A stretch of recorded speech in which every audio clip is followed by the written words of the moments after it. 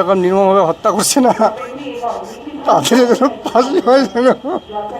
প্রেম ঘটিত ঝামেলা প্রতিশোধ নিতে ক্লাস 10-এর ছাত্রকে ফাঁকা জায়গায় ডেকে এনে খুন। দেহের পাশে পড়ে মদের বোতল 3টি গ্লাস।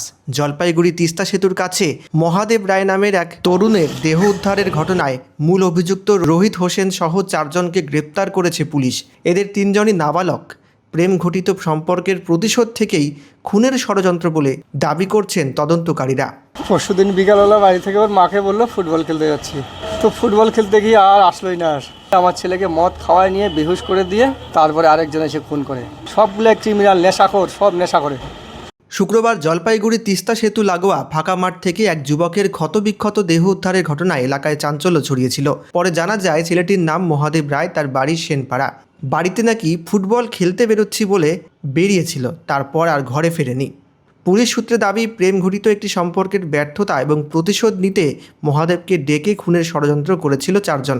এই ঘটনায় মূল অভিযুক্ত হিসাবে রোহিত হোসেনকে গ্রেপ্তার করা হয়েছে, যার বাড়ি ডেঙ্গুয়াঝাড় এলাকায়। তার সঙ্গে আরও 3 জন নাবালককে আটক করা হয়েছে। মদ খাওয়ায় নিয়ে আমার ছেলেকে মদ খাওয়ায় নিয়ে বেহুশ করে দিয়ে তারপরে আরেকজন এসে খুন করে। সব সাজানো প্ল্যানিং এটা, সব সাজানো প্ল্যানিং এটা। আমার একটা ছেলে একটা মেয়ে, ছেলেটাই বড়। এই সেনপাড়া।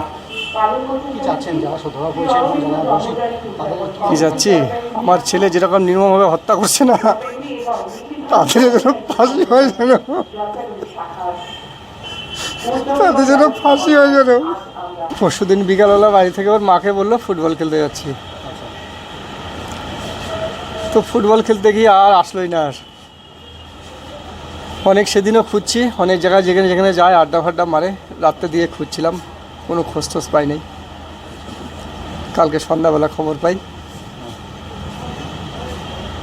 আমি সরাসরি আমার এক বন্ধুর কাছে গেলাম, বন্ধুর কাছে ফটো পাঠাইলো, বডির ফটো পাঠাইলো, শনাক্ত করলাম হ্যাঁ আমারই ছেলে। যারা অভিযুক্ত ধরা পড়েছে তার ধরা পড়েছে হ্যাঁ, কজন ধরা পড়েছে? 4 জনের মতো মনে হয়, তবে আরও আছে, আরও আছে। এদের গ্রুপটা অনেক বড়, সবগুলো ক্রিমিনাল, নেশাখোর, সব নেশা করে, সব নেশা করে। ওদের গ্রুপটা সব কিছু খায়।